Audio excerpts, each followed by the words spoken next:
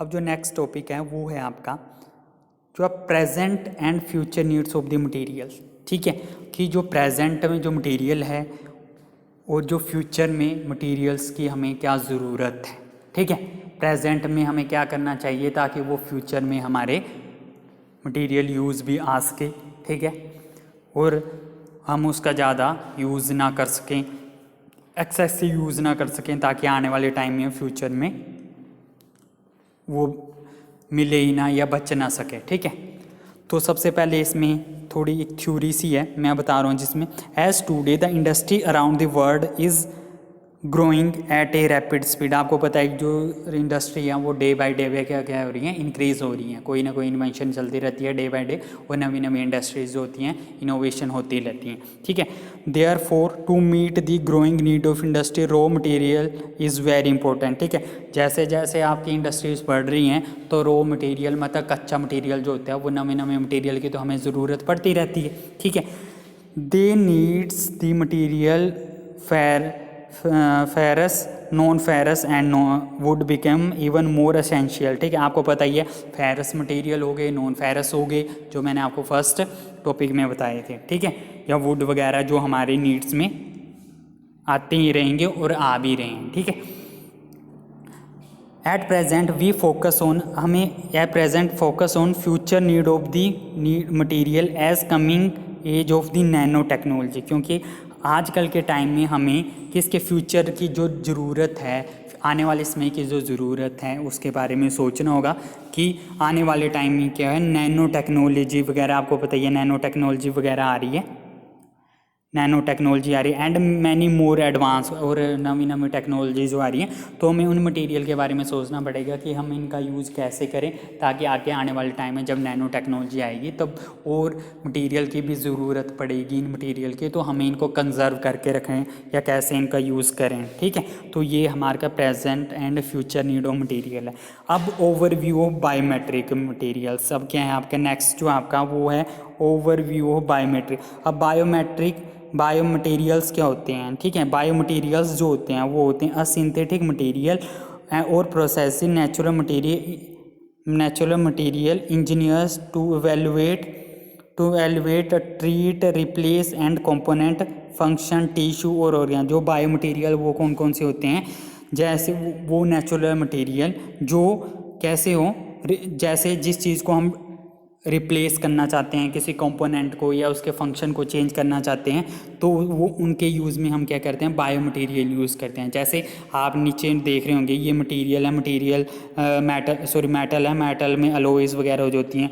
जैसे कई बार किसी की बोन्स वगैरह क्रैक कर जाती है तो उनमें क्या करते हैं, स्क्रूज वगैरह डाले जाते हैं, प्लेट्स वगैरह डाली जाती हैं, तो वो क्या कि इसके अंडर आती हैं इंजीनियर मटेरियल, बायोलॉजिकल मटेरियल के अंडर। उसी तरह प्लास्टिक स्किन वगैरह की जो सर्जरी वगैरह जो होती हैं, तो बहुत सारे सेमीकंडक्टर वुड्स वगैरह हो गए या कंपोजिट्स वगैरह हो गए, वो किसके अंडर आते हैं, हमारे बायो मटेरियल के अंडर आते हैं। ठीक है, अब जो है अब हमारे सेमीकंडक्टर्स भी होते हैं। ठीक है, कंडक्टर तो वो होते हैं जैसे जिसमें से इलेक्ट्रिसिटी हम क्या कर सकते हैं, पास वगैरह कर सकते हैं। ठीक है, हीट पास हो सकती है, तो उनको क्या बोलते हैं, कंडक्टर कहते हैं। अब सेमीकंडक्टर भी उन्हीं की टाइप होती है, पर उन कंडक्टर की हमने क्या करना है, प्रॉपर्टीज़ वगैरह चेंज करनी पड़ती है।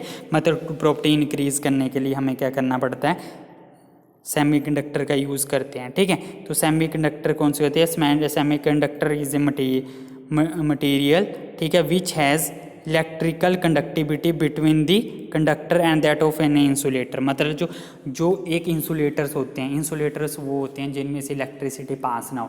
मतलब कुछ प्रॉपर्टीज उसमें जो होती है कंडक्टर की हो और कुछ प्रॉपर्टी उनकी इंसुलेटर की हो, उसे हम क्या कहते हैं, सेमीकंडक्टर कहते हैं। ठीक है, अब सेमीकंडक्टर भी कैसे बनाए जाते हैं, जैसे इसमें डोपिंग की जाती है। डोपिंग का क्या मतलब होता है, ठीक है। अब एन टाइप जो आपको दिख रहा होगा कि इसमें क्या लिख रखा है, एन टाइप सेमीकंडक्टर और पी टाइप सेमीकंडक्टर। अब एन टाइप सेमीकंडक्टर क्या होते हैं, व्हेन डोप्ड, इसमें क्या करना है, डोपिंग करना पड़ती है। डोपिंग क्या करनी पड़ती है, जिसमें इलेक्ट्रॉन्स वगैरह के जो है होल्स वगैरह ऐड करना पड़ते हैं, तो ये तो एन टाइप सेमीकंडक्टर। उसी तरह पी टाइप सेमीकंडक्टर भी होते हैं, when doped semiconductor contain excess hole, जिसमें एक्सेस होल हो तो उसमें क्या करना पड़ता है, हमें क्या करना पड़ता है, उसमें इलेक्ट्रॉन्स वगैरह ऐड करना पड़ते हैं, तो वो पी टाइप सेमीकंडक्टर के अंडर आते हैं।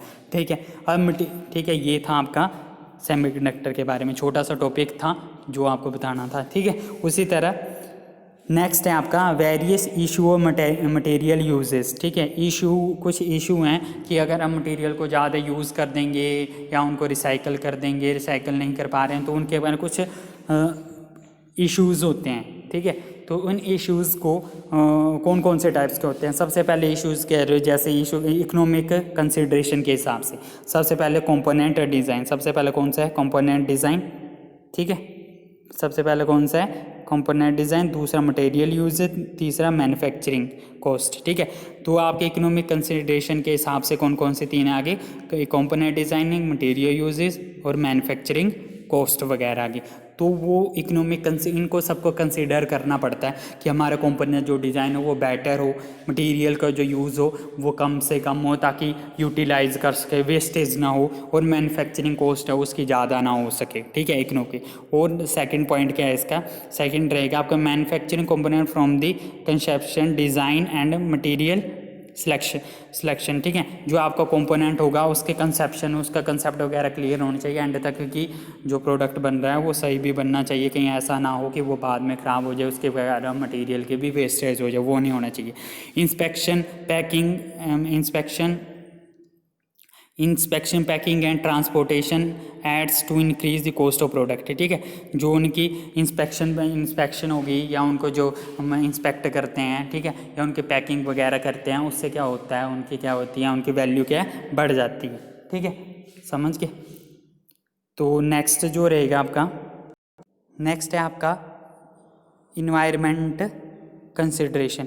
इन्वायरमेंट कंसिडरेशन के हिसाब से कि भी इन्वायरमेंट को इफेक्ट ना करे वो, ठीक है। Manufacturing a product does have impact on your environment in many way, ठीक है, मैनी वे, ठीक है। अगर जो मैन्युफैक्चरिंग करते हैं किसी भी प्रोडक्ट की तो हम उसमें वो इन्वायरमेंट को कोई ना कुछ अफेक्ट तो करता ही करता है, ठीक है। This is because of resources required to produce product come from different parts of the world, ठीक है। तो तब ये तो कह रहे हैं कि तभी तो इसी कारण क्या होते हैं, डिफरेंट पूरे दुनिया में हर जगह पे अलग अलग जैसे कंपोनेंट है उसी के हिसाब से डिज़ाइन किए जाते हैं ताकि वहाँ का इन्वायरमेंट वगैरह से उसको अफेक्ट ना हो, ठीक है। फिर उसी तरह along this effect of the industrialization also spread wings various part of the world, ठीक है। तो इसलिए इसी ज़रूरतों को पूरा करने के लिए हम क्या करते हैं, अलग अलग जगह से अलग अलग चीज़ मैन्युफैक्चर करवाते हैं, ठीक है। तो ये चीज़ क्या आ जाती है, इन्वायरमेंट कंसिडरेशन के अंडर आती है। अब लाइफ साइकिल जो होता है किसका, लाइफ साइकिल ऑफ मॉडल। अब लाइफ साइकिल ऑफ मॉडल, जैसे कोई भी हम प्रोडक्ट बनाते हैं ना,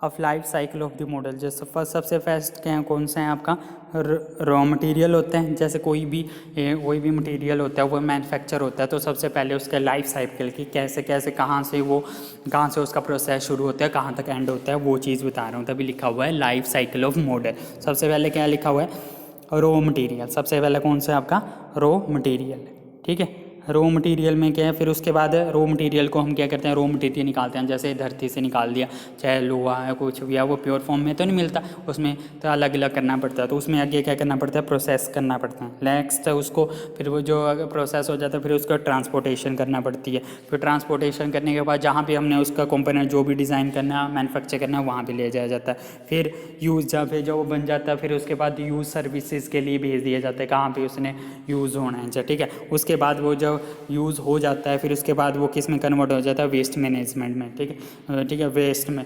फिर उसको अच्छी तरह फिर वेस्ट में चल जाता है तो हम उसको क्या कर देते हैं, अच्छे डिस्पोज करते हैं, ठीक है। डिस्पोज करने के लिए हम, ठीक है, चाहे एयर में डिस्पोज करें, एस्टिमेशन में, ठीक है, वाटर में करें, चाहे ग्राउंड में करें, ठीक है। तो वो किसके अंडर, ये एक लाइफ साइकिल है किसी मैन्युफैक्चर मटेरियल का, ठीक है। नेक्स्ट आपका है सोशल इश्यूज़ वगैरह क्या होते हैं, ठीक है। सोशल इशू क्या होते हैं इसमें, सबसे पहले सोशल इश्यूज़ क्या है, raw material and energy are prime component of manufacturing a product, ठीक है। रॉ मटेरियल, कोई भी हम प्रोडक्ट तैयार करते हैं तो हमें उसका रॉ मटेरियल तो चाहिए होता है, ठीक है। तो विदाउट उसकी मैन्युफैक्चरिंग हो नहीं सकती, they are limited in nature, ठीक है। आपको पता है ये जो भी आपके मेटल वगैरह होगी या आपके वुड्स वगैरह होगी वो क्या होते हैं हमारे लिमिटेड हैं, ठीक है। ये नहीं है कि इनके बहुत सारे हैं, है तो बहुत सारे हैं बट इतने नहीं हैं कि जो वेस्टेज करने के बाद भी उनका मिल सके हमारे को, ठीक है। तो इसके लिमिटेड नेचर में material and energy need to conserve, तो आपको पता है जो मटेरियल है उसको भी कंजर्व करना पड़ेगा और आपके जो एनर्जी है उसको भी कंजर्व करना ही पड़ेगा, ठीक है सर, तभी तो हम फ्यूचर में उस चीज़ का यूज़ कर सकते हैं। अब सोशल इश्यूज़ क्या क्या आते हैं, relates to weather distribution and safe waste disposal, ठीक है। कई बार क्या होते हैं जो मटीरियल इंडस्ट्रीज़ वगैरह होती हैं उनके कारण क्या हो जाए, पोल्यूशन हो जाता है ना। तो पोल्यूशन होने के क्या क्या हो जाता है, जो आपका मौसम वगैरह है उसके में डिस्ट्रीब्यूशन हो जाता है, टेम्परेचर इंक्रीज़ कर देता है एनवायरनमेंट का, या फिर बारिश जिसको उसके कारण बारिश वगैरह नहीं हो पाती, ठीक है। तो वो किस कारण आते हैं, वो आ गया सोशल इशू के कारण, सोशल इशू है मतलब ये, ठीक है।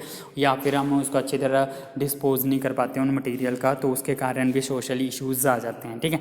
नेक्स्ट है आपका रिसाइकलिंग इशू, ठीक है। रिसाइकलिंग भी नहीं कर पाते हैं। रिसाइकलिंग जैसे हम जो भी प्रोडक्ट बन गया या वो ख़राब हो गया तो उसे डिस्पोज करना पड़ेगा। रिसाइकल हो तो वो अच्छी बात है, बट ना हो सके तो वो कौन सा एक रिसाइकल इशू आ जाता है। जैसे metal and alloy tends to be corroded, कई बार ये क्या हो जाती हैं, जैसे मेटल वगैरह लोहे वगैरह में क्या लग जाता है, जंग वगैरह लगता है, तो उसके कारण उसमें करोडेड हो जाती है। मतलब करोडेड का मतलब होता है उसमें जंग लग जाता है, फिर वो यूज़ में नहीं आती, ठीक है। तो फिर वो रिसाइकल तो होगी ही नहीं, ठीक है। और कुछ जो मेटल वगैरह होती हैं वो नॉन मेटल्स वगैरह वो क्या होती हैं हमारी क्या कहती हैं, वो टॉक्सिक होती है, मतलब जहरीली होती हैं। उसके कारण इन्वायरमेंट में भी क्या कर सकते हैं, इन्वायरमेंट में क्या हो जाता है, इफेक्ट पड़ता है उससे भी, ठीक है। नेक्स्ट है आपका जैसे सिरेमिक ग्लास हार्डली से रिसाइकल, जो ग्लास वगैरह एक बार टूट जाए या फिर आपका सिरेमिक्स वगैरह टूट जाए तो फिर वो बार बार यूज़ नहीं किए जा सकते, ठीक है। Because their raw materials are inexpensive, क्योंकि उनका जो रॉ मटेरियल होता है वो क्या होता है, कॉस्टली होता है, ठीक है। And recycle process time consuming and expensive,